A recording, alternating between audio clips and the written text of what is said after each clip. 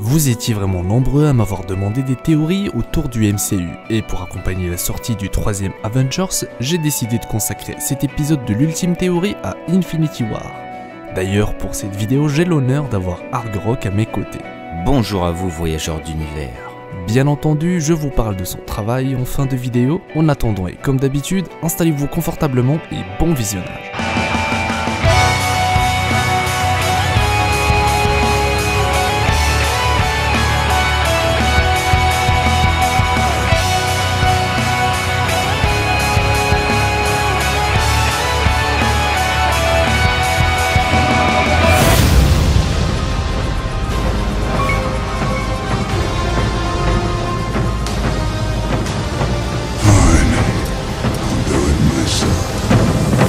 L'un des sujets les plus abordés autour d'Infinity War concerne la localisation des pierres d'infinité, et après avoir eu l'occasion de découvrir peu à peu les artefacts respectifs des 5 premières singularités, la pierre de l'âme quant à elle semble rester dans l'ombre, totalement introuvable. Dès lors, il est temps pour nous autres explorateurs d'univers de nous lancer à la recherche de cette pierre, qui d'après certains est la plus puissante des pierres d'infinité.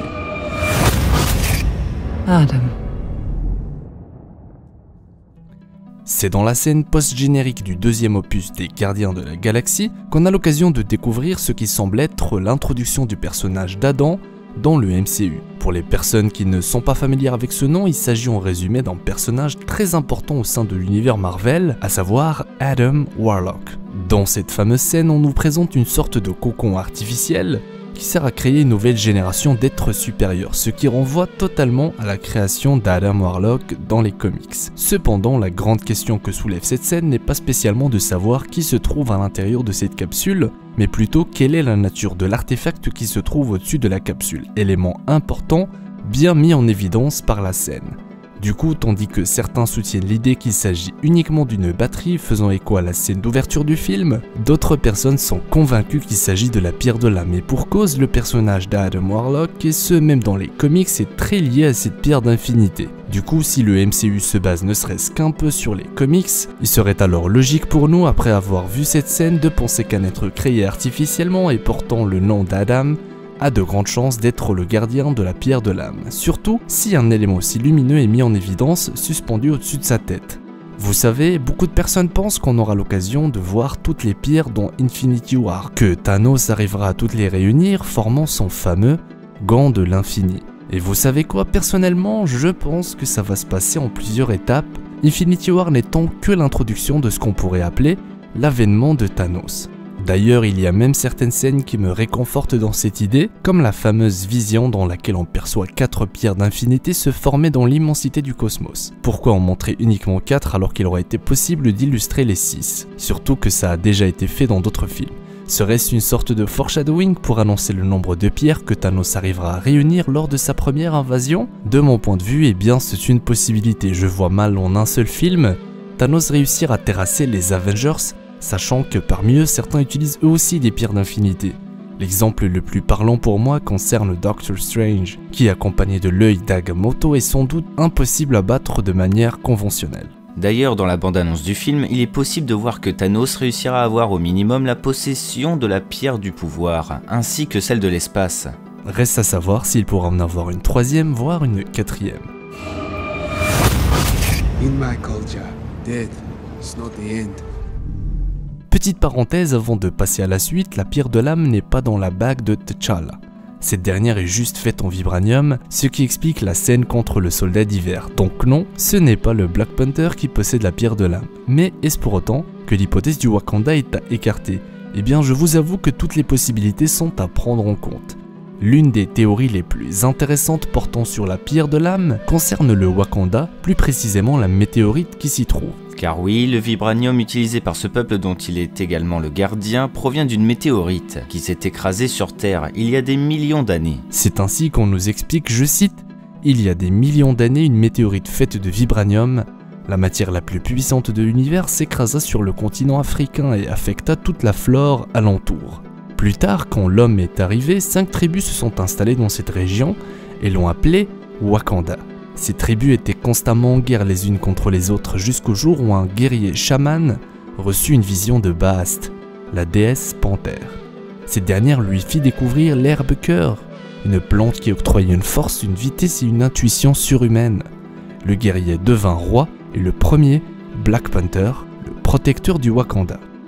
Vous l'aurez probablement remarqué, malgré les explications fournies par le film Black Panther, certaines questions demeurent sans réponse et c'est probablement voulu par les scénaristes. Quelle est par exemple l'origine de la déesse panthère ou comment la fameuse Heart-Shaped Herb, l'herbe cœur, tient-elle sa propriété de rendre son consommateur aussi fort et agile en plus d'amplifier ses sens? Par ailleurs, la cérémonie dans laquelle l'initié s'élève au rang de Black Panther est tout aussi intéressante et intrigante.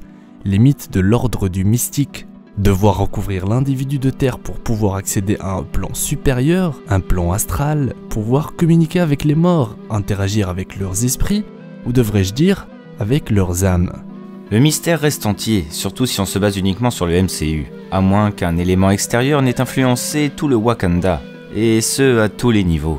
Est-ce que c'est véritablement le vibranium qui a affecté le Wakanda et a permis de donner vie à des divinités, créer des plantes dont les propriétés peuvent rendre un humain aussi puissant et permettre à l'individu qui s'en nourrit de communiquer avec l'âme des défunts? Permettez-moi d'en douter. Par contre, si c'était bel et bien une pierre d'infinité qui avait trouvé refuge dans les terres du Wakanda et avait influencé toute une zone en percutant la terre, vibranium y compris, là ça devient plus cohérent et surtout intéressant. D'ailleurs, il est facilement possible pour nous de faire le parallèle avec certains personnages qui, après avoir été exposés à une pierre d'infinité, se retrouvent eux aussi en possession de certains pouvoirs surhumains. D'autant plus, la pierre de l'âme est désignée par plusieurs spécialistes comme étant la plus puissante de ses sœurs.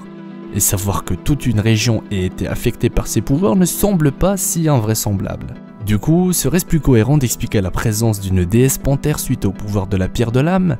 Et la possibilité d'interagir avec les morts est certainement l'un des éléments les plus explicites concernant une éventuelle liaison du Wakanda avec la pierre de l'âme. Vous l'aurez compris, il est clairement difficile de ne pas se demander sérieusement si la météorite ne renferme pas un secret enfui depuis l'aube des temps, un pouvoir ancien et plus puissant encore que le vibranium lui-même. Surtout quand on nous explique clairement que le peuple du Wakanda a à peine gratté la surface du vibranium, la surface de la météorite sur laquelle le Wakanda a été construit. Et ce, même après des centaines, voire des milliers d'années. Malheureusement pour nous, la pierre de l'âme n'a même pas été évoquée dans le film Black Panther. Du coup, j'ai beau apprécier grandement cette théorie, la 6e pierre pourrait finalement ne pas se trouver au Wakanda.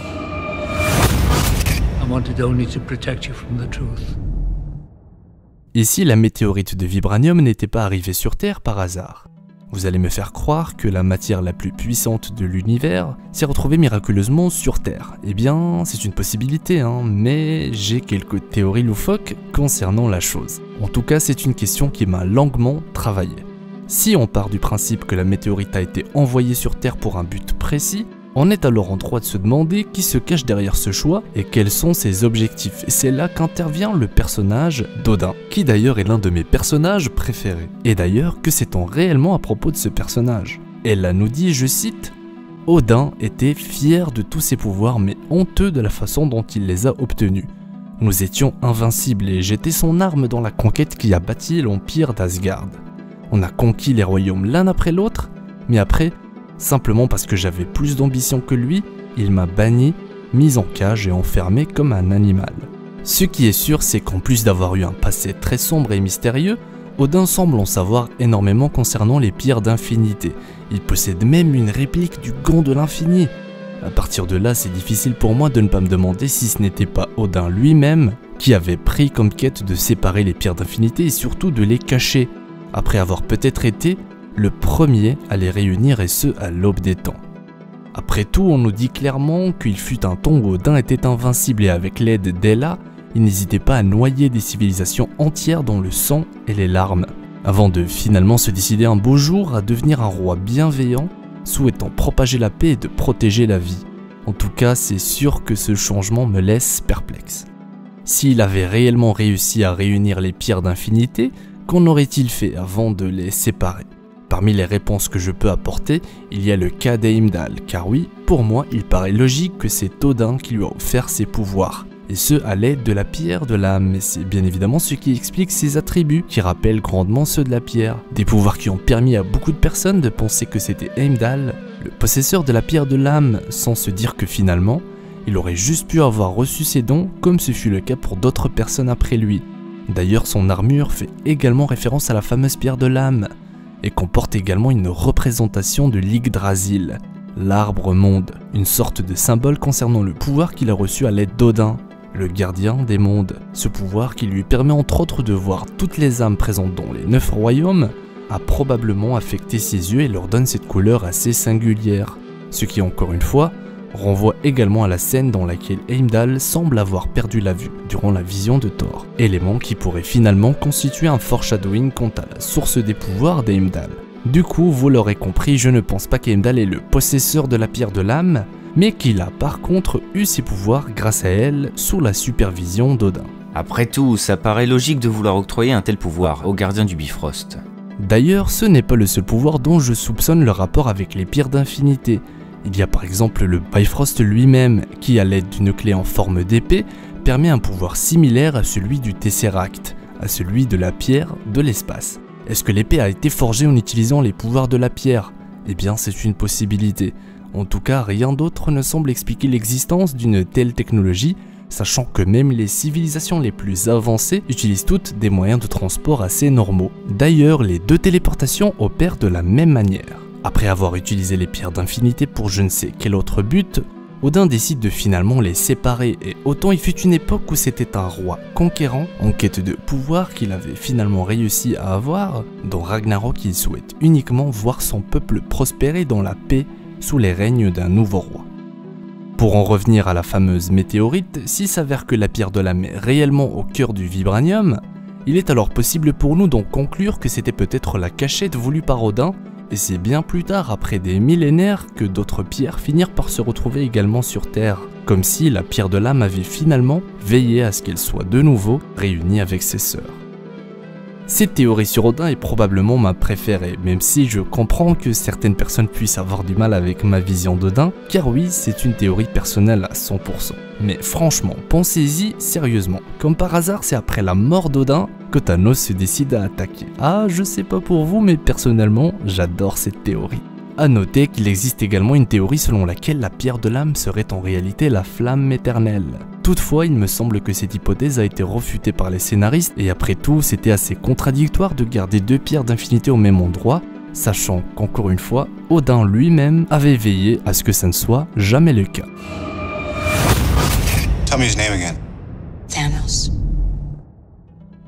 Il existe une théorie qui désigne Tony Stark comme étant le possesseur de la pierre de l'âme.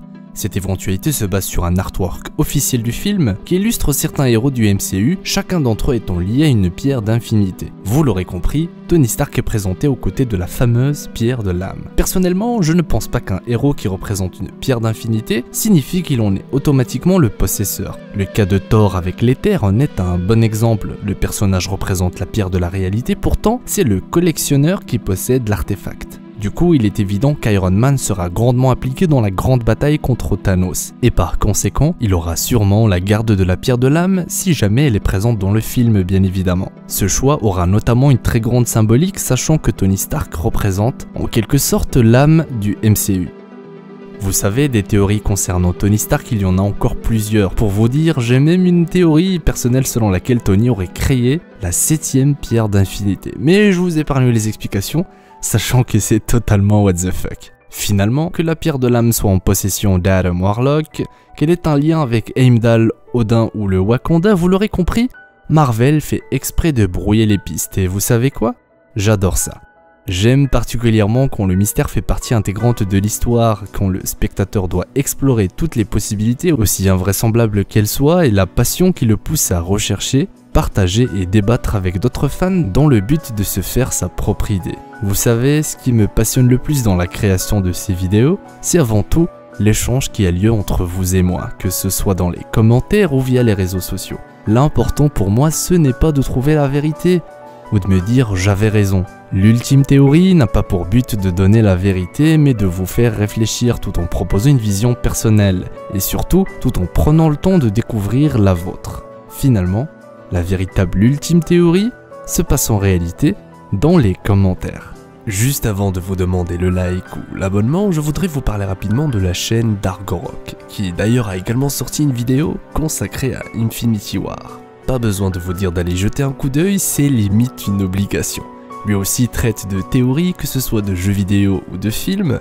En tout cas, j'aime beaucoup son travail et c'est donc naturellement que je vous recommande la découverte de sa chaîne. Sa vidéo sur Infinity War est d'ailleurs sortie en même temps que la mienne. Ah bah oui, depuis le temps qu'on a envie de vous exposer nos idées concernant le MCU. En tout cas, tu le sais, c'était vraiment un plaisir de t'avoir à mes côtés pour cet épisode. Je suis très honoré d'avoir été invité par mon fidèle ami Aerosef.